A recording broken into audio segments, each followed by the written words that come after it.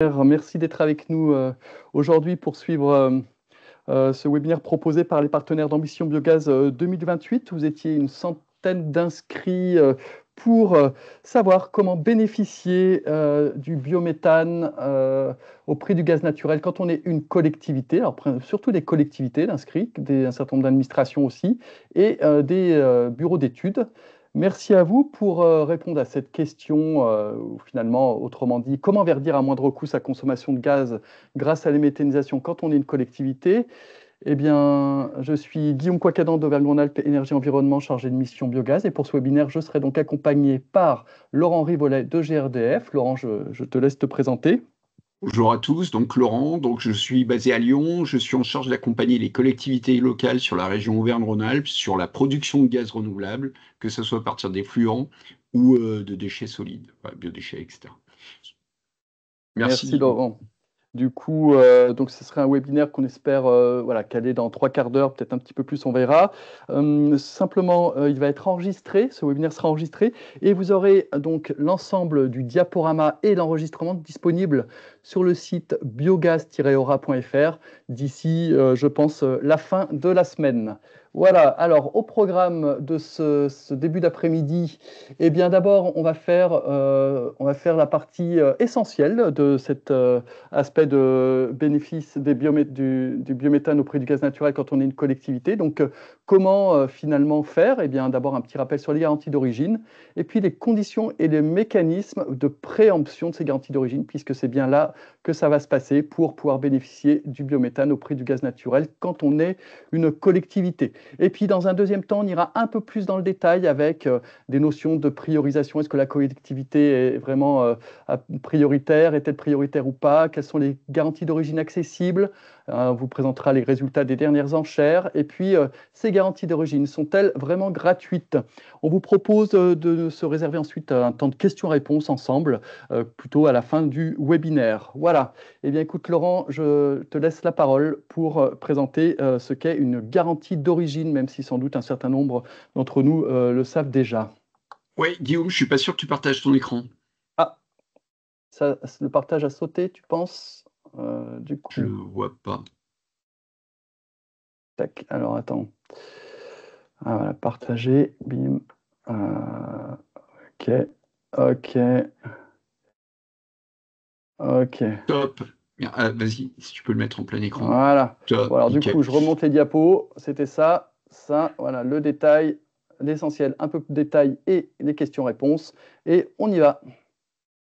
Donc, la garantie d'origine. En fait, là, bon, on va vous parler de la garantie d'origine biométhane, mais c'est la même chose que pour l'électricité. En fait, la logique de la garantie d'origine, c'est un outil de traçabilité.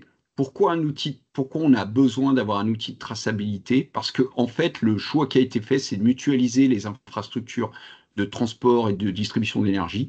Donc, on a les mêmes infrastructures, que ce soit pour de l'énergie renouvelable ou de l'énergie non renouvelable. Même chose en élec, même chose en gaz. Et donc, la garantie d'origine, c'est une unité qui est émise par un site de production d'énergie renouvelable, donc là en l'occurrence une méthanisation. À chaque mégawattheure correspond une garantie d'origine. Cette garantie va être tracée dans un registre, le registre des garanties d'origine, qui est tenu par IIX, on en reparlera plus tard. Et quand un consommateur va consommer via un contrat d'achat de gaz vert, euh, on va détruire cette garantie d'origine quand il aura consommé 1 mégawattheure de gaz vert. Voilà. Donc la logique, c'est vraiment ça, c'est un outil de traçabilité. Certains peuvent décrier la garantie d'origine en disant bah, c'est un peu virtuel. Alors effectivement, c'est virtuel dans le sens où c'est un outil numérique qui va nous permettre qui est un peu déconnecté, on peut dire, des flux physiques de la molécule, mais néanmoins, à travers le surcoût que va payer le consommateur dans la garantie d'origine, ça permet justement d'accompagner le développement de l'énergie renouvelable, parce que ce surcoût, le coût de la garantie d'origine, lorsqu'elle est vendue par l'État, va venir alimenter la caisse qui subventionne les énergies renouvelables. Voilà. Ensuite, on passe au slide de près. Donc voilà. Donc maintenant, il y a une opportunité en fait pour les collectivités locales c'est depuis 2020, il y a eu des nouveaux tarifs d'achat dont l'État a déclaré qu'il devenait propriétaire de toutes les garanties d'origine émises par les sites de biométhane qui bénéficient justement de tarifs d'achat subventionnés par l'État. Euh, de- donc tous les tarifs d'achat signés après fin 2020, l'État devient propriétaire de la garantie d'origine. Donc c'est bien que ces sites-là. Dans la loi, l'État a défini une possibilité pour les collectivités locales de préempter les garanties d'origine des sites qui sont sur leur territoire pour leurs propres usages à titre gratuit. On reviendra sur quelques détails de ce qu'on vient d'évoquer, hein, même beaucoup de détails, mais voilà, c'est pour comprendre le mécanisme général. Donc, par contre, les collectivités qui peuvent préempter ces garanties d'origine, c'est les communes et les groupements de communes, que ce soit des communautés de communes, des communautés d'agglomération ou les métropoles. Donc, une commune qui accepte qu'un site de méthanisation soit installé sur son territoire, qui signe un contrat d'achat post-fin 2020, pourra bénéficier des garanties d'origine. Même chose pour l'intercoupe. Vas-y, Guillaume. Alors, du coup, c'est à mon tour. Donc, il y a quelques conditions cependant, mais Laurent, tu en as déjà un petit peu parlé, hein. C'est Excuse-moi. d'abord, bien sûr, d'avoir une unité de méthanisation en injection biométhane sur son territoire pour pouvoir bénéficier des garanties d'origine donc préemptées gratuitement, qui a signé donc un contrat réglementé, comme le disait Laurent, après le 9 novembre 2020. Et donc, nécessairement, ça implique que ce soit des unités de méthanisation avec une puissance inférieure à 25 gigawattheures par an, parce qu'au-delà de 25 gigawattheures par an, les unités de méthanisation n'ont plus accès à ce dispositif d'obligation d'achat duquel est émis des GO qui sont préemptés d'abord par l'État, puis ensuite préemptables par la collectivité. Et puis, il faut avoir donc des consommations de gaz en propre pour les bâtiments de la collectivité. Voilà, les garanties d'origine sont préemptables et donnent du biométhane quasi gratuitement pour les consommations propres de la collectivité. Et donc, il y a une limite, hein, il y a des plafonnements de préemption des garanties d'origine. D'abord, bien sûr, en lien avec la production existante sur le territoire et aussi, bien sûr, du coup, en lien avec la consommation de gaz naturel de la collectivité, et cela par trimestre. Ça fonctionne, les garanties d'origine et leur préemption par trimestre. Alors, comment ça marche concrètement? Eh bien, pour aller préempter des garanties d'origine d'une unité de méthanisation qui est située sur votre territoire, il faut déjà aller s'inscrire sur le registre des garanties d'origine auprès de l'opérateur qui est en charge de ce registre, EEX. Donc là, je vous ai mis le lien qui pointe directement vers le site internet. Et puis, eh bien, les enchères, elles ont lieu donc tous les trimestres. Il faut faire acte d'intérêt. La collectivité doit faire acte d'intérêt 10 jours ouvrés minimum avant les enchères. Donc, par exemple, là, il y a eu des enchères le 4 décembre 2024, le 5 février 2025. La troisième enchère a lieu le 6 mai 2025 et la demande de préemption par les collectivités devra être faite avant le 18 avril 2025. Voilà. C'est donc un droit d'accès aux garanties d'origine en amont de tous les autres opérateurs. Enfin, on verra qu'il y a un autre opérateur qui est prioritaire aussi, mais voilà. Là, je vous ai mis le tableau, hein. Par exemple, là, vous avez l'ensemble des enchères jusqu'à fin 2025. Et vous voyez notamment aussi un point important, c'est que par exemple, l'enchère de février 2025 correspond à des mois de production du biométhane de juillet à septembre 2024. Et ça sera bien la consommation de gaz sur cette période-là, de juillet à septembre 2024, de la collectivité, qui donnera droit à un certain nombre de garanties d'origine de biométhane produits sur cette même période. Voilà, alors je vous avais un certain nombre de ressources qui seront donc consultables, je vous ai mis les liens. Il y a un diaporama de l'opérateur qui est très bien fait pour vous expliquer comment préempter, comment aller s'inscrire sur le registre. Et puis, de manière générale, il y aura le lien vers le site internet de X où il y aura tous les éléments à connaître pour cette préemption et que cette préemption se passe le plus simplement possible pour la collectivité. Alors, Laurent, maintenant, peut-être combien de collectivités sont concernées? Alors, en fait, bon, potentiellement, comme vous l'avez compris, c'est tous les projets, enfin tous les territoires qui vont avoir des nouveaux projets de méthanisation qui sont inférieurs à 25 gigawattheures. Alors globalement, sur notre région, il y en a très peu qui dépassent les 25 gigawattheures et qui bénéficient du tarif d'achat. Globalement, à peu près tous bénéficient du tarif d'achat. Donc, tous les nouveaux projets qui émergent actuellement seront dans cette situation-là, sauf des très gros projets. Si on regarde après plus spécifiquement, 2025, là, les sites qui étaient mis en service l'année dernière, globalement, ils étaient quasiment tous, enfin, ils sont tous sur les anciens tarifs, puisque même si les tarifs étaient signés avant 2020, même en 2020, voilà, il y avait un délai de mise en place des tarifs qui faisaient que des sites qui se mettent en service aujourd'hui peuvent toujours avoir bénéficié des anciens tarifs. Néanmoins, dans les années qui viennent, ça sera de moins en moins le cas parce que les sites, faut savoir que plus ils prennent du temps à se mettre en service, donc du retard dans la mise en service, ça va venir le retard qu'ils accumulent va venir réduire la période de 15 ans où ils bénéficient du tarif d'achat. Donc économiquement, maintenant, les sites vont avoir un faible intérêt à, à- à maintenir des anciens tarifs dont ils bénéficiaient. Donc, si on regarde un peu en zoom, en 2025, il y a 3 territoires où il y a des sites qui vont se mettre en service et qui bénéficient, qui sont sur les nouveaux tarifs, donc post-2020. Bon, c'est Moiran dans l'Isère, Tréteaux dans l'Allier et Sainte-Florine dans le 43. Pour le moment, ça reste faible, mais toutes les mises en service qui arriveront après, 2027, etc., enfin 2026 et plus, seront sur les nouveaux tarifs. Voilà, bah du coup, alors il y a des questions dans le chat, on les prendra, Laurent, je te laisse aussi en prendre Ouais, connaissance en ouais, amont, je mais on y regarderai. répondra tout à l'heure. Juste, donc finalement, en résumé, comment une collectivité peut verdir sa consommation de gaz grâce à la méthanisation? Eh bien, il y a deux cas, hein, donc du coup, vous l'aurez compris, avec une unité de méthanisation de biométhane sur le territoire qui respecte un certain nombre de conditions, notamment qui est en obligation d'achat avec un contrat signé après le 9 novembre 2020. Eh bien, vous achetez le gaz classique auprès d'un fournisseur et puis vous faites une demande de préemption en amont des enchères pour bénéficier à titre gratuit de garantie d'origine de cette unité de méthanisation. Alors, on va voir que ce n'est pas tout à fait toutes les garanties d'origine de l'unité de méthanisation.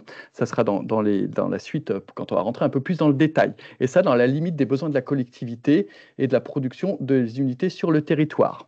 Et puis, s'il n'y a pas d'unité de méthanisation en injection biométhane sur votre territoire, alors eh bien, il faut souscrire un contrat d'achat gaz vert auprès d'un fournisseur. Et à ce moment-là, il y a un achat de molécules de kilowattheure. A priori, c'est à peu près le prix des marchés plus 13 centimes ou 13 euros le mégawattheure. Donc, on est à peu près à 53 euros le mégawattheure pour Ouais.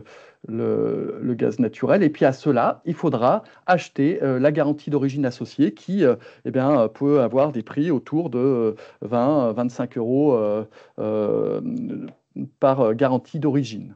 Voilà. Alors, après, il se pose la question, parfois, pour les collectivités, oui, mais j'ai un méthaniseur directement chez moi, est-ce que je ne peux pas aller acheter directement le biométhane auprès de lui? Eh bien, en théorie, c'est faisable hein, via un nouveau dispositif, enfin, un dispositif de Biogas Purchase Agreement, c'est-à-dire un contrat de gré à gré entre le méthaniseur et la collectivité. Mais il faut savoir que ça, c'est une option qui sera onéreuse pour la collectivité. Le méthaniseur vous vendra en général pas le biométhane à moins de 100 euros le mégawattheure, voire plus, hein, parce que, eh bien, effectivement, il faut qu'il amortisse et qu'il rentre dans ses frais de la construction de l'unité et dans ses frais de fonctionnement. Alors que sur le marché, aujourd'hui, le biométhane, c'est à 40 euros le mégawattheure. Donc, on l'a dit, a priori, les collectivités sont plutôt autour de 50-55 euros le mégawattheure, et à quoi il faut rajouter donc les 15 à 25 euros de garantie d'origine. On est en dessous, de toute façon, du prix que vous demanderez à un méthaniseur pour acheter directement son biométhane. Et puis, de toute façon, il faut contractualiser directement avec un méthaniseur. Ça n'affranchit pas de passer un appel d'offres pour les collectivités, hein. Donc là, je vous ai mis un lien vers le guide d'achat durable qu'a fait Auvergne-Rhône-Alpes Énergie Environnement avec ses partenaires pour justement guider les les collectivités vers des achats locaux, notamment d'énergie. Mais enfin, pour le biométhane, la parité avec le marché est encore loin et c'est pas, vous l'aurez compris, donc très, on va dire, économiquement rentable pour une collectivité. Il faut savoir que, effectivement, de toute façon, le lien physique entre la molécule injectée et celle consommée n'est pas forcément assuré, sauf si la livraison est par camion. Mais à partir du moment où ça passe dans les réseaux, voilà, vous prenez ça ne sera pas forcément la molécule de l'injection de l'unité qui sera présente pour vos consommations. Et puis la vente de biométhane de la manière via des biogas purchase agreements, c'est-à-dire des contrats de droit privé, ça concernera qu'une minorité d'unités de méthanisation. Donc la vente en direct de biométhane d'une collectivité, d'une unité de méthanisation vers une collectivité, ça reste aujourd'hui guère intéressant. Voilà. Du coup, maintenant, euh, si on rentre un peu plus dans les détails, je repasse la parole à Laurent pour un certain nombre de petites questions que vous vous posez. Alors, il y a des questions que je n'ai pas mis et qui sont dans le chat, donc on les reprendra, bien sûr. Et ouais, d'ailleurs, Guillaume, j'ai pas vu les questions encore en chat, mais juste, Ok. donc n'hésitez pas, hein, si vous avez des questions, les mettre dans le chat. Là, on a préparé une série de questions-réponses qui sont les questions-réponses les plus courantes. Voilà. Alors, première question, est-ce que la commune ou voilà, si en fait il y a deux acteurs différents qui peuvent bénéficier des garanties d'origine, aussi bien la commune que l'intercommunalité. Donc, si toutes les deux veulent bénéficier des garanties d'origine, comment ça se passe? En fait, c'est tout simple. Ça sera, si jamais il y a une surdemande par rapport à la capacité de production du site, ça sera proportionnel à leur demande. Voilà, il y a une révision de la garantie d'origine, du nombre de garanties d'origine servies en fonction de la proportionnalité. Donc, dans le cas où ça se produirait, enfin, nous, on peut que conseiller aux intercos et aux communes de discuter un petit peu avant pour éviter ce phénomène-là et s'entendre. Voilà. Surtout qu'en général, les besoins des communes sont relativement modestes en termes de garantie d'origine. Donc, je pense il est tout à fait possible d'avoir de la place pour tous les deux. Est-ce que toutes les garanties d'origine émises par méthaniseur sont-ils accessibles? Alors là, non. En fait, il y a un double nom. Il y a un deuxième nom qu'on verra tout à l'heure, mais il y a un premier nom, c'est qu'il y a une partie des garanties d'origine qui, on l'a évoqué tout à l'heure, c'est un nom un peu barbare, c'est des garanties d'origine qui sont EUETS, c'est-à-dire EUETS, c'est un, un schéma c'est le schéma de quota carbone pour les gros industriels européens qui sont soumis à quota carbone. Et une partie de ces garanties d'origine, donc, sont utilisables pour ces gros industriels. Et d'après ce qui est écrit dans le guide de EIX, ce qui n'est pas tout à fait la même chose que ce qui est écrit dans les textes réglementaires, mais d'après ce qui est écrit dans le guide de EIX, les garanties d'origine non EUETS, enfin EUETS ne sont pas éligibles à la préemption par les communes et les intercos. Voilà. Donc globalement, c'est la partie minoritaire, c'est 36% en 37% en 2025, donc 63% des garanties d'origine sont quand même disponibles pour la prévention par les communes et les intercommunes. Voilà, donc là on vous a donné un exemple. Alors après il y a un autre phénomène qu'il faut bien prendre en compte, c'est qu'un site de méta va produire à peu près de façon constante tout le long de l'année. Donc tous les trimestres, ils devraient émettre, sauf incident de parcours, à peu près les mêmes quantités de garanties d'origine. Or, les consommations des collectivités locales sont en général, notamment quand c'est des usages chaleur, souvent liés quand même à la saisonnalité et à la température extérieure. Ce qui est moins le cas pour la mobilité. Donc voilà, donc il faut bien, à un moment, quand vous réfléchirez à ce mécanisme-là, en fonction de vos consommations, bien réfléchir au découpage par trimestre et aux consommations par trimestre. Voilà. J'avais justement une Euh, question là-dessus, Laurent. Est-ce qu'on peut oui, bénéficier des GO pour pardon. Est-ce que pour les transports publics d'une agglomération, les consommations de gaz des transports publics d'une agglomération sont inclus dans la consommation de gaz qui est préemptable en garantie d'origine? Je dois avouer que j'ai plus en tête ça. Ça, non, on mais peut le c'est une trouver bonne facilement. question. C'est une bonne question et je vais faire une réponse de Normand. En fait, donc, dans l'absolu, pour le moment, ce qu'on comprend des textes de loi, c'est que c'est seulement les, euh, les consommations pour lesquelles la commune ou l'interco peuvent bénéficier des garanties d'origine, c'est que celles où elles ont le contrat de gaz. Donc la question, Ouais, sont c'est qui a le facturés à contrat de la gaz? collectivité. Si c'est l'interco qui a le contrat de gaz, donc là, c'est après aussi une réflexion en amont à avoir au niveau de la collectivité. Peut-être ça vaut le coup que, alors pour le schéma de bus, c'est peut-être beaucoup plus compliqué parce que la maîtrise d'ouvrage risque d'être différent. Mais en tous les cas, pour les bennes à ordures ou pour des services qui ont beaucoup plus liés à l'interco, voilà, il y a une réflexion à voir qui a le contrat de gaz, en sachant qu'il y a aussi une possibilité comme de délégation de P1, ce qu'on appelle d'achat de gaz. Donc, bon, on est encore un peu dans le flou. En tout cas, ce qui est certain, si la commune ou l'interco a le contrat de gaz, il n'y a pas de problème, elle pourra bénéficier des garanties d'origine. Voilà. Et le dernier point qu'on voulait évoquer, en fait, ce mécanisme-là vient un petit peu en concurrence d'un autre mécanisme, c'est que le site de méthanisation lui-même, il a une possibilité non pas de faire une préemption, mais d'acheter les garanties d'origine de son site avant les enchères. Et donc, mais par contre, lui, il va devoir les payer et il sera prioritaire sur la commune et l'interco. Bon, le seul problème, c'est que le site va les payer 30% plus cher que lors des enchères. Donc pour le moment, c'est pas certain qu'il y ait beaucoup de sites qui se positionnent sur l'achat des enchères, mais il y a aussi ce petit risque, c'est de se voir prendre ces garanties d'origine par le site de Meta. Bah, justement, finalement, quel était le prix de ces garanties d'origine dans les dernières enchères? Je te Voilà. laisse Voilà. Donc enchaîner. là, on retrouve ce qu'on avait dit tout à l'heure, là, les différentes catégories, celles qui sont UETS, celles qui ne sont pas UETS. Juste pour, il y a donc il y a deux autres catégories complémentaires. C'est les installations qui sont certifiées durables, les installations qui ne sont pas certifiées durables. On ne va pas rentrer trop dans ce détail. C'est juste sur les sites de plus de 200 normaux, donc de plus de 20 gigawattheures, doivent faire une déclaration RED 2. Et dans ces cas-là, quand ils sont certifiés RED 2, ils sont certifiés durables. Ceux qui sont en dessous ne sont pas obligés de faire cette certification, donc ils ne sont pas certifiés durables. Ça ne veut pas dire qu'ils ne produisent pas de l'énergie renouvelable, ils sont réputés produire de l'énergie renouvelable, c'est juste que dans le cas de la réglementation européenne sur les quotas carbone, donc les EUETS, pour pouvoir être vraiment décarboné, il faut avoir la certification durable. Voilà. C'est bon, on va pas trop rentrer dans ce détail parce que ça ne concerne pas les collectivités, c'est vraiment les gros industriels soumis à quota carbone. Donc, on retrouve en fait ces quatre catégories-là. Et qu'est-ce qu'on constate? Bon, globalement, le prix, là, c'est les dernières enchères donc, du dernier trimestre. Il est très, allez, on va dire à 8,50 €. Les enchères d'avant, il était à 9,50 €. Donc, globalement, on voit que, allez, on va dire autour de 10 € de la garantie d'origine. C'est le prix actuellement aux enchères en fin 2024, début 2025.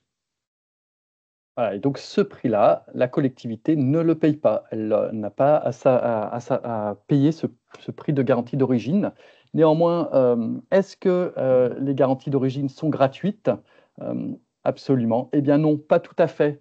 Parce que finalement, comme tous les opérateurs qui vont préempter les garanties d'origine, les collectivités seront soumises à des frais de gestion et notamment des frais fixes qui impactent quand même finalement un petit peu. Donc 500 € par an d'inscription sur le registre, puis plus 1000 € par an de frais de gestion. Et puis pour chaque garantie d'origine préoptée, il y a 0,02 centimes d'euros qui sont à payer. Et pour ensuite, si, quand vous les utilisez effectivement et que vous les effacez, eh bien, il y a encore 0,01 centimes d'euros. Alors tout ça, finalement, aboutit à un coût de la garantie d'origine pour les collectivités, mais qui est quand même bien moindre. J'ai pris deux exemples pour essayer de travailler ce chiffrage avec vous. Donc, si on parle par exemple d'une communauté de communes, on va prendre à chaque fois la communauté de communes, une communauté de communes de 80 000 habitants qui consomme pour ses bâtiments en propre, ou elle a le contrat de gaz qui est signé en direct avec elle, eh bien 15 gigawattheures à l'année. Cette répartition, Laurent l'a dit, elle n'est pas forcément, elle n'est pas du tout même constante sur l'année. Donc, il y a 80% de la consommation sur les 6 mois d'hiver, hein. En gros, octobre, novembre, décembre et janvier, février, mars, et puis euh, le reste, 20% au printemps-été. Et donc, vous êtes cette collectivité-là, hypothèse 1, vous voulez verdir toute votre consommation de gaz, c'est-à-dire les 15 gigawattheures. Donc, est-ce que c'est possible? Eh bien, à ce moment-là, il faudra que vous préemptiez l'équivalent de la totalité de votre consommation, soit 12 000 12 000 garanties d'origine ou 12 000 mégawattheures en hiver sur 6 mois. Donc, ça fait 6 000 garanties d'origine à préempter pour chaque trimestre, plus 3 000 sur printemps-été, donc 1 500 garanties d'origine par trimestre de printemps et d'été. Donc le coût finalement donc, de ces 15 000 garanties d'origine, ça sera les coûts fixes, 500 plus 1500, plus 0,03 centimes d'euros fois 15 000, parce qu'on estime que vous allez toutes les consommer, ces garanties d'origine. Finalement, le coût sera de 2 450 euros pour le verdissement de cette consommation. Donc ce n'est pas tout à fait gratuit. C'est un coût de 16 centimes d'euros la garantie d'origine. Alors c'est quand même beaucoup moins cher que si vous étiez un opérateur privé, qui lui les obtient à 8,58 €. Hein. Mais, et au kilowattheure, eh bien, ça donne un surcoût de 0,016 centimes d'euros par kilowattheure de gaz consommé par la collectivité. Alors, par rapport au prix du kilowattheure qu'obtient une collectivité en achetant du gaz naturel classique, eh bien, ça fera une hausse à peu près de 0,3% du prix du kilowattheure. Donc, voilà, c'est vrai que ce n'est pas totalement gratuit. Néanmoins, ce schéma-là où cette collectivité voudrait verdir toute sa consommation, eh bien, en fait, elle est peu réaliste quand on a une consommation de 15 gigawattheures par an. Pourquoi? Parce que, en fait, avec une hypothèse de 80% de la consommation sur le dernier trimestre de l'année et le premier trimestre de l'année, eh bien, globalement, il faudrait qu'il y ait une unité de méthanisation qui ait une puissance sur l'année de 38 gigawattheures à peu près sur l'année et qu'elle produise 38 gigawattheures en 2025. Or, la puissance moyenne en région des unités de méthanisation, c'est autour de 13,5 gigawattheures, donc on est largement en dessous. Il y en a qui sont, cela dit, au-dessus de 38 gigawattheures. Hein. Le max en région, c'est 45 gigawattheures. Mais néanmoins, même si vous aviez une unité qui aurait une puissance de 38 gigawattheures, vous ne pourriez pas préempter ces garanties d'origine tout simplement parce qu'elles ne seraient pas dans le dispositif d'obligation d'achat. Elles seraient dans un dispositif de vente de biométhane qui ne sera pas encadré par l'État, dans lequel la garantie d'origine n'est pas préemptée par l'État. Il faut être avec une puissance inférieure à 25 gigawattheures. Donc cette hypothèse-là, pour cette collectivité-là, elle est quasi pas possible, sauf s'il y a 3 méthaniseurs sur le territoire, 3 méthaniseurs de taille moyenne sur le territoire. Par Ce contre, qui ce qui est... est... oui, Non, Laurent? j'allais dire ce qui est tout à fait possible, hein, d'avoir 3 Ce qui est territoires. possible, mais ce qui est encore rare quand même pour le moment. Mais effectivement, euh, ça sera possible d'avoir à terme un certain nombre de méthaniseurs qui maillent au sein même d'un territoire, effectivement. Donc là, j'ai pris plutôt pour calculer un coût, l'hypothèse plus réaliste, on va dire pour le moment, d'avoir un méthaniseur de 13,5 gigawattheures sur le territoire. Voilà, vous avez ce méthaniseur sur votre territoire et vous consommez, vous, 15 gigawattheures. Qu'est-ce qui va se passer? Eh bien, ce méthaniseur, tout d'abord, la production par trimestre, elle est relativement constante. Hein, c'est 13,5 divisé par 3, ça fait 3,375 gigawattheures ou 3 375 mégawattheures.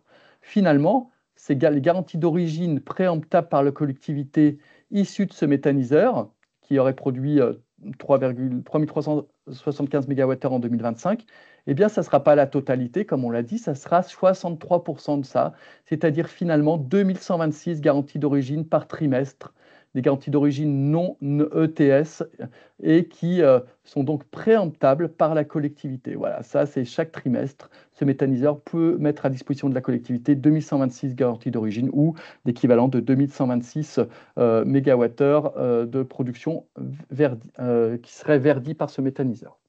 La consommation de la collectivité, elle est de 12 000 mégawattheures en hiver, d'octobre à mars, soit 6 000 mégawattheures par trimestre. Okay, Et puis, au printemps-été, elle est de 1500 MWh par trimestre. Alors, qu'est-ce qu'elle va pouvoir préempter, cette collectivité? Eh bien, en hiver, elle va préempter, euh, sur les 2 trimestres d'hiver, elle va pouvoir préempter la totalité des GO produites, enfin la totalité des GO non ETS produites issues du méthaniseur de son territoire, tout simplement parce que les 2126 garanties d'origine sont inférieures à sa propre consommation. Donc en hiver, elle préemptera l'ensemble des garanties d'origine non ETS possibles issues du méthaniseur du territoire, donc en tout 4252 Go. Par contre, au printemps-été, la consommation de la collectivité est ce qui va plafonner son niveau de préemption, hein. Elle ne consomme que 1500 MWh, elle peut donc préempter que 1500 Go non ETS sur le printemps-été. Donc en tout, elle pourra préempter sur l'année 4252 plus 3000 Go, 7252 Go préemptés sur l'année, l'équivalent de 48% de sa consommation de gaz. Voilà, elle ne pourra pas préempter la totalité de sa consommation de gaz dans cette hypothèse d'avoir un méthaniseur moyen sur la collectivité.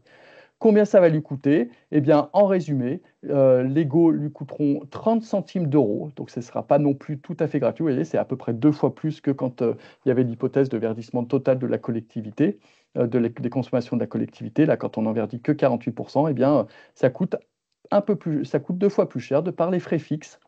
Voilà, 30 centimes d'euros par garantie d'origine, ce qui est quand même bien moins que les 8,77 € que paierait un opérateur privé, mais ça équivaut à un surcoût de 0,03 centimes d'euros par kilowattheure de gaz consommé par la collectivité, soit un surcoût de 0,5%, un peu plus de 0,5% sur la base du prix du kilowattheure du gaz naturel, autour de 5,3 centimes d'euros le kilowattheure. Donc, en gros, la préemption gratuite des garanties d'origine, c'est quasi gratuit, mais pas tout à fait. Avec cet exemple-là, vous voyez que la collectivité aura un surcoût de 0,5% du prix de son kilowattheure. Voilà, ce qui reste quand même assez faible au final pour verdir sa consommation.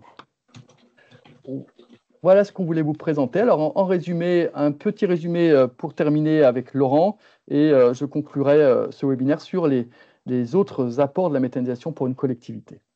Merci Guillaume. Donc, comme vous l'avez vu, en fait, là, on est rentré un peu dans le détail pour vous expliquer les mécanismes. Bon, après, on va répondre à vos questions-réponses, mais je pense que c'est important de prendre un peu de recul. Ce mécanisme, il est relativement intéressant pour une collectivité parce qu'il permet de démontrer le volet économie circulaire. C'est-à-dire qu'on a des projets biométhane qui vont atterrir sur des territoires et grâce à ce mécanisme-là, les communes et les intercos sur lesquels ces projets sont installés vont pouvoir décarboner leur consommation et donc afficher à leurs administrés que grâce au projet biométhane qui est situé sur le territoire, eh ben, ils ont maintenant des consommations de gaz neutres au niveau carbone. Donc ça, c'est super important puisque ça permet d'afficher concrètement le volet économie circulaire. D'autant plus si après il y a les biodéchets qui arrivent de la collectivité, etc. Mais déjà, au moins, on arrive à démontrer voilà, cette boucle de circularité sur le territoire. C'est aussi une solution parce qu'on voit qu'il y a un certain nombre de communes qui sont engagées dans l'achat du gaz renouvelable, souvent sous l'impulsion des syndicats d'énergie qui ont négocié des contrats groupés avec du biométhane dedans, et une partie de leur consommation, en général pas 100%, mais 10-20% de ces consommations sont du biométhane, mais avec un surcoût, et là on a l'opportunité de le faire sans surcoût. Donc voilà. C'est plutôt un mécanisme qui va être intéressant pour des gros consommateurs de gaz, parce que comme l'a montré Guillaume, bon, on a des frais fixes de 1500 € par an, donc pour les amortir, c'est beaucoup plus intéressant si on a des consommations en face. Voilà. Et en fait, ça peut, après, on a cité l'exemple de décarboner tout, mais on peut décarboner qu'une partie des consommations de la collectivité locale, et ça va dépendre justement en fonction du nombre de sites et de la puissance de ces sites installés sur le territoire. Donc voilà, donc c'est un levier, et moi ce que j'espère, c'est que c'est un levier qui peut donner du sens à des communes et des intercos de dire, bah tiens, on va accepter un site de méthanisation sur le territoire. Bon, parce que déjà, on pense que c'est une bonne chose de manière globale, mais en plus parce que ça va nous permettre de décarboner une partie de nos consommations. Je te laisse la main. Merci Laurent. Et du coup, au-delà de permettre donc aussi de verdir sa consommation, comme on vient de le voir, hein, un méthaniseur sur un territoire pour une collectivité, c'est intéressant. Effectivement, ça renforce l'économie locale hein, et de l'emploi local, notamment agricole. On fait des enquêtes chaque année auprès des méthaniseurs en région Auvergne-Rhône-Alpes. Il y en a un peu plus de 160 aujourd'hui en fonctionnement. Eh bien, en moyenne, c'est 1 ETP par an, enfin 0,8 ETP pour faire fonctionner cette structure de méthanisation, ce qui finalement contribue notamment dans l'agriculture eh bien, à faire un véritable nouvel atelier pour les méthaniseurs agricoles, un nouvel atelier avec en plus un prix garanti pour l'achat de l'énergie. Et puis pour la construction, là, c'est beaucoup plus d'ETP, sachant que effectivement, bien souvent, d'ailleurs, c'est des entreprises locales qui sont sollicitées, hein, notamment de plomberie, d'électricité, voilà, pour un certain nombre de travaux lors de la construction. Oui, Unité de Guillaume, juste, méthanisation. ouais, Oui, je voulais rajouter, là-dessus, il y a une enquête qui a été menée. Globalement, 80% de l'économie d'un site de méta revient à la région, enfin aux entreprises de la région.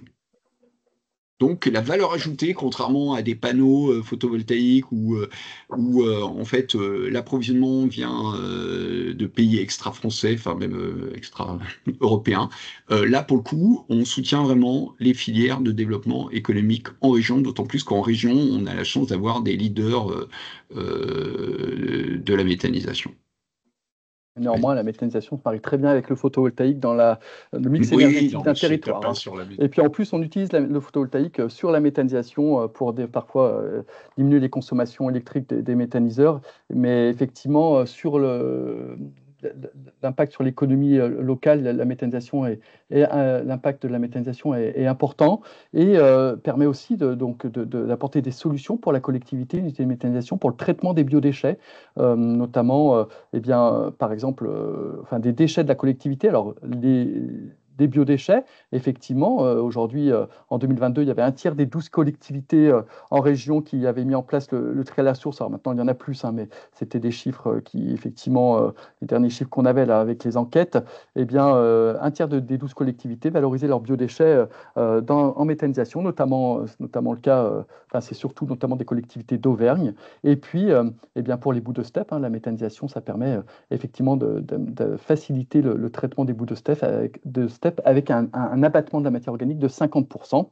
Et puis enfin, la méthanisation permet normalement d'atteindre ses objectifs de PSAET en termes de production d'énergie renouvelable, puisque une unité moyenne, donc les 13 gigawattheures d'unité moyenne en injection biométhane en région, eh bien, c'est l'équivalent des besoins énergétiques de 2300 foyers de 4 personnes qui seraient en logement neuf, voilà, réglementation thermique 2012, 2300 foyers, et c'est les objectifs de décarbonation. Et là, je crois que ça rebondit sur une question qu'on reprendra si besoin ensuite, mais effectivement, la méthanisation, les calculs sur la décarbonation, le CO2 évité, tout ça, c'est toujours très complexe, mais voilà, si on prend par exemple une étude de l'INRAE Transfer, elle a montré que entre une situation avec et sans méthanisation, eh bien, avec méthanisation, sur un territoire, on aboutit à un abattement de 60, un peu plus de 70% des émissions de gaz à effet de serre sur ce territoire. Alors là, c'était dans le cas d'un territoire d'élevage avec une méthanisation basée sur les fumiers. Je vous ai mis le lien dans le diaporama vers ce rapport de l'INRAE Transfer de 2023, je crois. Voilà.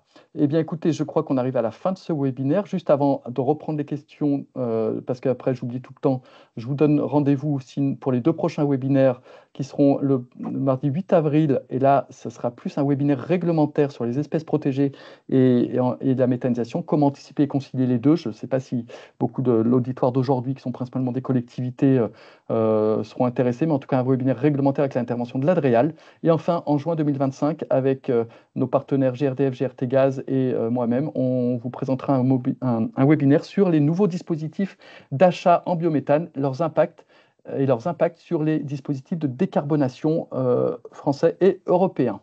Voilà. Eh bien, écoutez, merci pour votre écoute. Alors, on va reprendre les différentes questions. Alors, il y en a pas mal dans le chat. Éventuellement, je redonnerai la parole. Oui, le diaporama. Oui, Laurent. Mais je ne vois pas les questions dans le chat. Ah, bah écoute, moi je les vois, donc c'est l'essentiel. Après, c'est.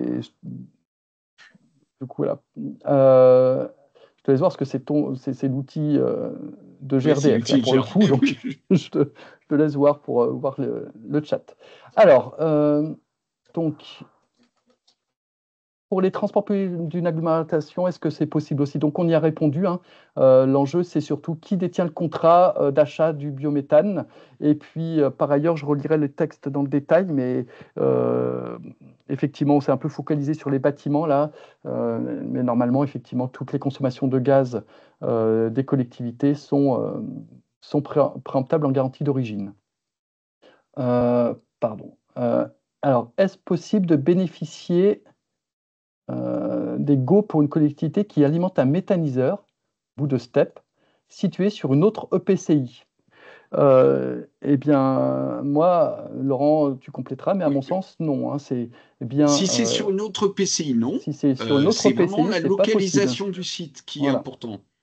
Il faut que le méthaniseur soit sur le territoire. Voilà, une communauté de communes, une métropole, une commune qui a un méthaniseur sur son territoire en injection biométhane. Alors, 500 plus 1500 ou 500 plus 1000 pour les coûts fixes? 500 plus 1000 hein, pour les coûts fixes. C'est 500 € de frais d'inscription, je crois, et 1000 € de tenue de registre. Voilà, je vais représenter là. Donc c'est 1500. Pardon, ah oui, du coup, c'est parce qu'il y a une erreur là. Ok, non, c'est 1500 € en tout. 1500 € en tout. Ok.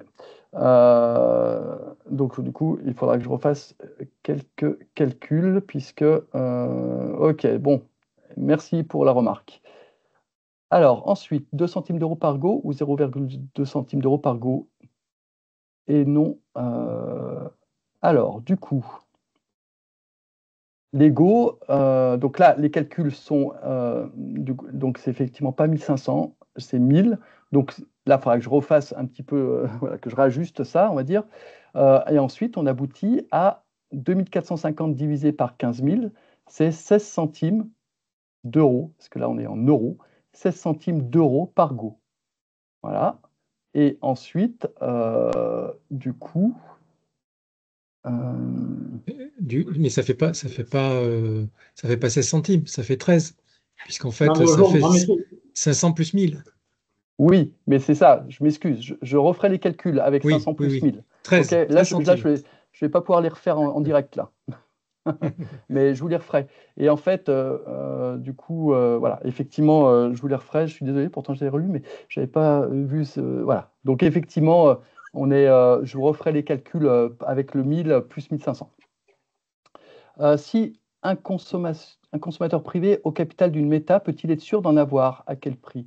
Si un consommateur privé est au capital d'une méthanisation, Oui, alors ça peut-il être sûr d'en avoir et à quel prix? c'est un autre, donc ça c'est l'autre mécanisme, mais on va pas trop rentrer dans le détail, c'est-à-dire que le porteur, enfin le propriétaire du site de méthanisation, lui, il peut avoir accès à, à l'achat préférentiel. Donc Oui. avant le dispositif d'enchère, il va indiquer à l'État, moi j'achèterai les garanties d'origine. Bon, il pourra spécifier le type de garantie d'origine qu'il veut acheter. Mais par contre, il ne sait pas à quel prix il achètera. Il achètera au prix moyen des enchères, plus 30%. Donc, par exemple, si on prend le cas des dernières enchères à 8,50 €, il aura en gros autour de 11 €, il aura les garanties d'origine qu'il devra acheter autour de 11 €. Je ne sais pas si ça répond à la question. Ça y est. Et enfin, j'ai réussi à me connecter au chat. Alors, après, il y a une autre question. Du coup, est-ce que les enchères qui sont annuelles se calculent sur les installations de l'année en cours ou sur la production cumulée depuis 2022? Non, les enchères, elles sont trimestrielles, hein. C'est tous les trimestres et c'est en lien avec la production. Vous voyez, du coup, C'est dans le c'est calendrier que tu ici. montrais. Voilà. Non, c'est pas celui-là. Tac. Si, Ouais, j'ai si, cru c'est que c'était celui-là. celui-là. Pardon. Je l'ai vu très Ok. rapidement. Voilà. Mois de production, vous voyez, de avril à juin Voilà. 2024, ils sont vendus en décembre 2024. Voilà. Donc, Mais c'est vous peut-être plus trimestriel et prendre un c'est truc lié courant, à une oui, production. octobre-décembre 2024, ils sont vendus en mai 2025. Voilà. Voilà, il y a en gros un peu moins de 6 mois, 5 mois de décalage. Et c'est bien en lien avec la consommation de la commune sur la même période. Ok, donc dans le cas d'une commune adhérente à un groupement d'énergie via un syndicat d'énergie, est-ce que le syndicat peut s'inscrire et récolter l'ego à la place des communes pour ensuite l'intégrer dans son offre fourniture globale, ou est-ce que la commune devrait donc s'approvisionner en gaz naturel via le groupement et tenter de collecter l'ego via ce mécanisme, et donc en dehors du groupement et avec toute la gestion qui lui reviendrait? Alors à mon sens, Laurent, tu me complètes, mais c'est bien la collectivité qui doit s'inscrire sur le registre EEX. Oui, mais je pense que, alors c'est là où pour le moment on manque un peu de recul, mais je pense que le syndicat d'énergie pourra avoir son rôle à jouer en tant que mandataire de la Comcom. C'est-à-dire que il pourra faire des actions pour le compte de la Comcom. Et peut-être ça serait même intéressant pour certains syndicats d'énergie de jouer ce rôle-là, parce que du coup, ça permettrait de mutualiser la courbe d'apprentissage sur comment ça fonctionne, etc. Alors, confirmez-vous, alors ensuite, une question de M. Chaumont, Jean-Luc, confirmez-vous que le biométhane est validé comme un gaz décarboné? Pourquoi justifions une décarbonation alors qu'en parallèle, le biométhane consommé par une chaudière d'un réseau de chauffage urbain est soumis à la taxe carbone? Alors ça, personnellement, je n'ai pas la réponse. Alors la décarbonation, c'est au sens cycle court du carbone, c'est-à-dire que en fait, faut savoir que en fait, on est dans la même logique le biométhane que lorsqu'on dit que le bois est décarboné, dans le sens où en fait, c'est pas du carbone fossile, c'est bien du carbone biogénique, c'est-à-dire que c'est un carbone quand on va brûler le biométhane, le carbone qui va être émis dans l'atmosphère, c'est du carbone qui a été capté 1 an ou 2 ans auparavant par la plante qui a poussé. C'est-à-dire que la plante qui a poussé, grâce à la photosynthèse, puisque a capté du carbone dans l'atmosphère, cette plante a été mangée par un animal ou mangée par des êtres humains, est devenue des effluents ou directement est allée dans le méthaniseur, ou enfin peu importe les opérations qu'on a entre les deux, mais à chaque fois, le carbone, la molécule de carbone qui va être émise sous forme de CO2 à la fin du processus, ça sera une molécule de carbone qui aura été capturée dans l'atmosphère grâce à la photosynthèse. Donc, on est sur ce qu'on appelle un cycle court de carbone, qui fait qu'il y a une neutralité, sur le carbone.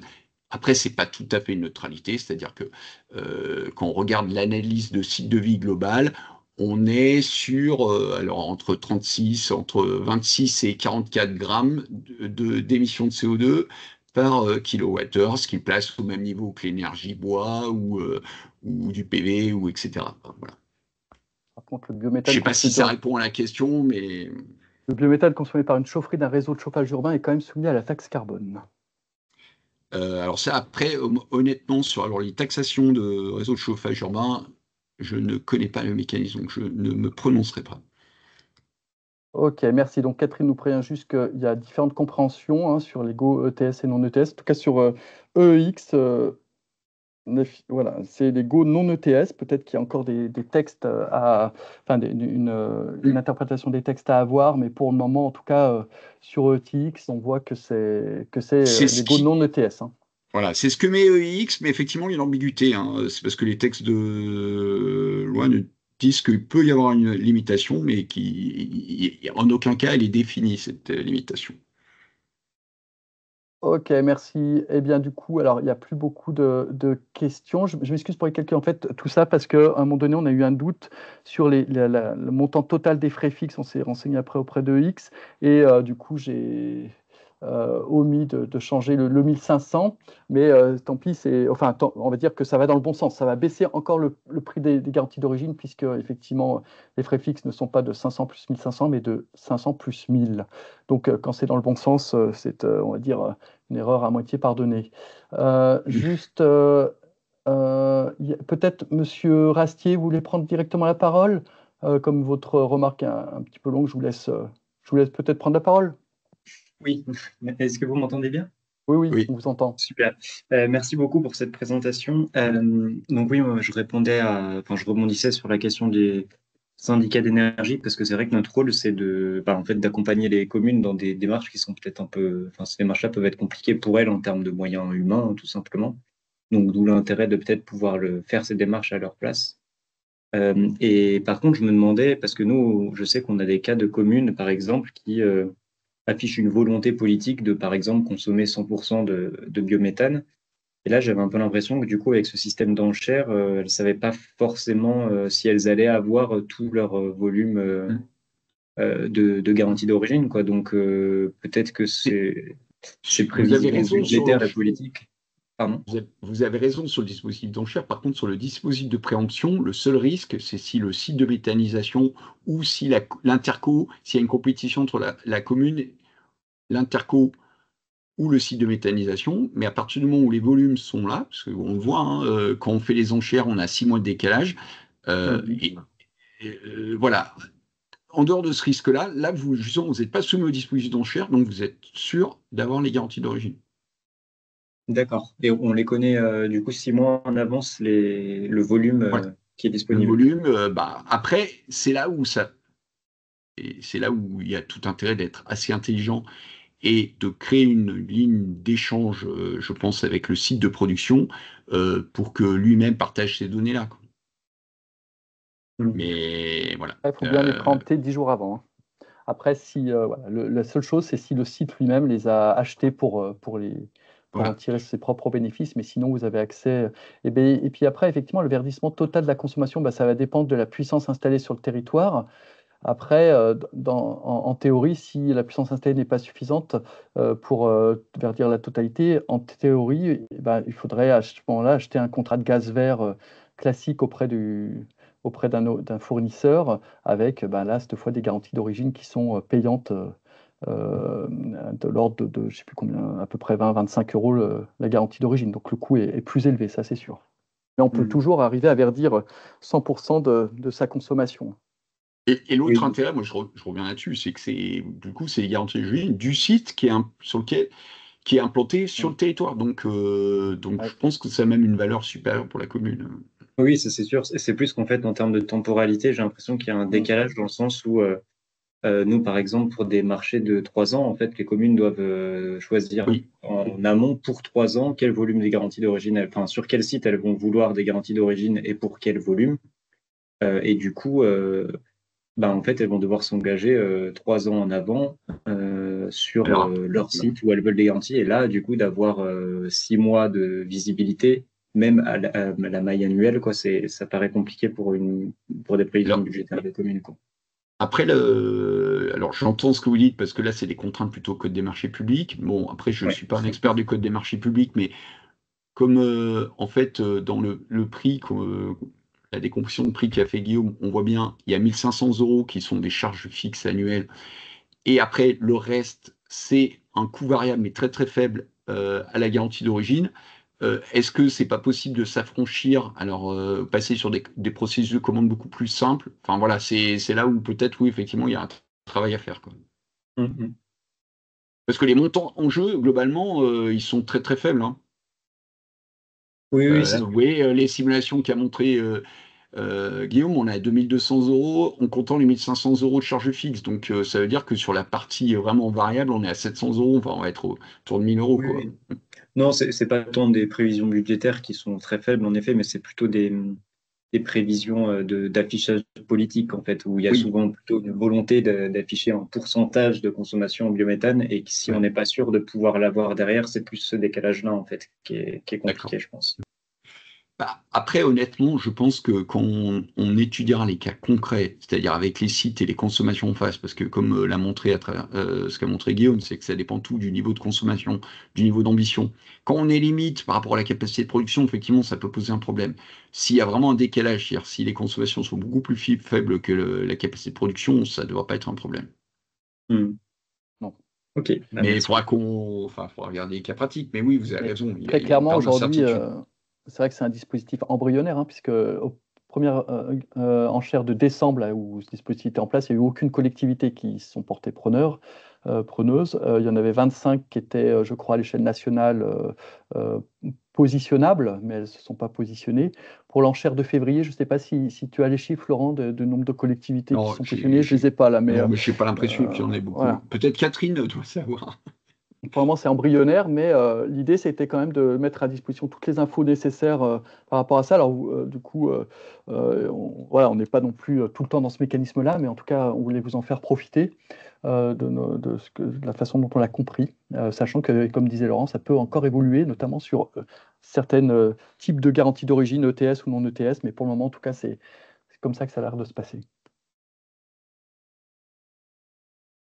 Catherine, tu sais combien de collectivités sont éventuellement positionnées sur les enchères de février ou Ouais, non, je répondais dans le chat, aucune.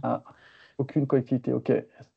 Voilà, Mais donc effectivement, ça c'est se ce met que en vous place. disiez, c'est un mécanisme qui se met en place, c'est un peu neuf, donc voilà, faut Mais tout pas le monde forcément apprenne très aussi connu un petit encore, hein. peu. Exactement. Ok, merci Catherine. Ok. Ceux qui ne connaissent pas Catherine, c'est l'experte nationale de GRDF.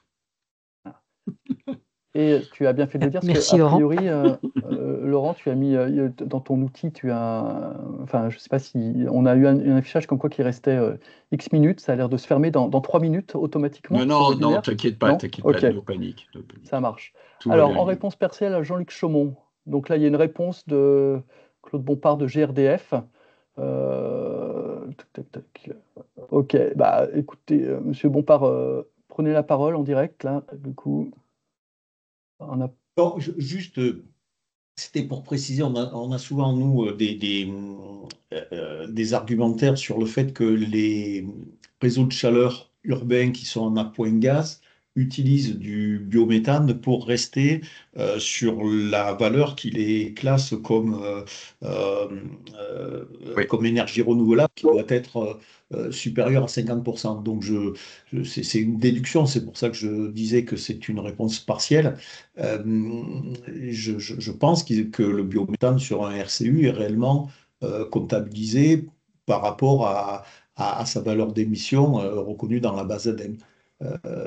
Parce qu'autrement, ils n'auraient pas intérêt à se sourcer effectivement en gaz vert pour leur appoint de gaz. Donc, ce n'est pas une réponse directe par rapport à la taxe qu'évoque Jean-Luc Chaumont, mais en tout cas, c'est comptabilisé positivement dans le calcul d'émission d'un RCU. Ok, merci. Est-ce qu'il y a d'autres questions? Allez-y, vous pouvez prendre la parole ou mettre dans le chat. Et puis sinon, on va clôturer ce webinaire. Donc, il sera disponible prochainement sur Biogaz-Aurora avec le diaporama et les calculs révisés, avec une petite baisse donc, du coût de la garantie d'origine. Et sinon, on est à vos dispositions, Laurent et moi-même, pour continuer à échanger, à discuter, puis aussi à défricher ce dispositif, parce que je ne vous cache pas qu'effectivement, il peut encore peut-être évoluer à la marge avec les cas concrets qui vont se présenter. Voilà. Du coup, j'ai l'impression qu'on peut conclure. Laurent, tu as un petit mot de la fin? Non, mais merci, merci pour votre participation. N'hésitez pas à revenir vers nous, via vos canaux GRDF de mon côté ou via Guillaume. On vous accompagnera sur toutes vos questions, quoi. Ok, ça marche. Écoutez, je te laisse du coup fermer le webinaire. Je crois que c'est toi qui as la main pour clôturer tout, Laurent.